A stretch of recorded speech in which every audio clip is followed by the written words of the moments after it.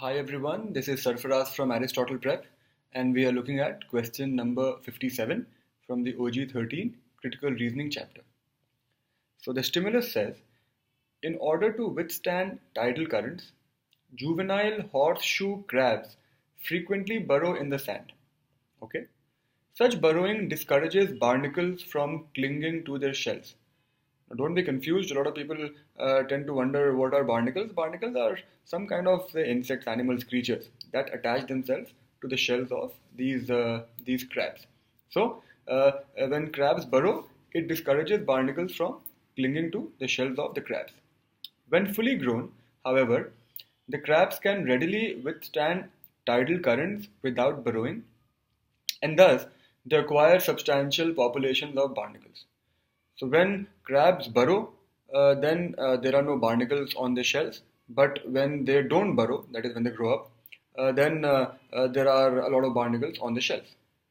Surprisingly, in areas where tidal currents are very weak, okay, tidal currents are weak, which means the crabs don't actually need to burrow. Remember, they only burrow because they want to withstand tidal currents. That's what the argument is initially. So, surprisingly, in areas where tidal currents are very weak, juvenile horseshoe crabs, juvenile means young, juvenile horseshoe crabs are found not to have significant barnacle populations even though they seldom burrow. Great. Now that is the confusion, or that is the discrepancy, because when crabs burrow, then there are no barnacles. When they don't burrow, there are barnacles. But this is one situation in which, even though the crabs are not burrowing, there are no barnacles on their shells. So it must be an explained question. It is an explained question which asks you to explain this surprising finding. The entire problem, if you ask me, with this question, with this argument, and students do find this difficult, is the fact that people don't really understand what they have to explain. But now, after I have explained it to you, pause the video and take a look at the options. You will definitely get the answer correctly. So let's go through the options. A says, tidal currents do not themselves dislodge barnacles from the shells of horseshoe crabs. So the option says tidal currents are not dislodging the barnacles, which means the barnacles should be on the shell of the crab, but there are no barnacles. So why are there no barnacles? It doesn't explain that.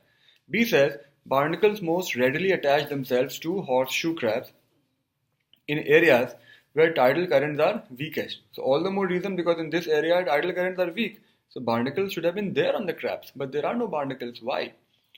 C says the strength of the tidal currents in a given location varies widely over the course of a day. Tells you nothing actually. D says a very large barnacle population can significantly decrease the ability of a horseshoe crab to find food. Absolutely irrelevant. So again, we are down to E. Whatever it says is your answer. And what does it say? Until they are fully grown, horseshoe crabs shed their shells and grow new ones several times a year. That gives you a very reasonable explanation, because they keep shelling their shells. Whatever barnacles are clinging onto the shells, they will also get shed. So then, how will barnacles be found on the shells? They won't be found because they keep shedding the shells regularly.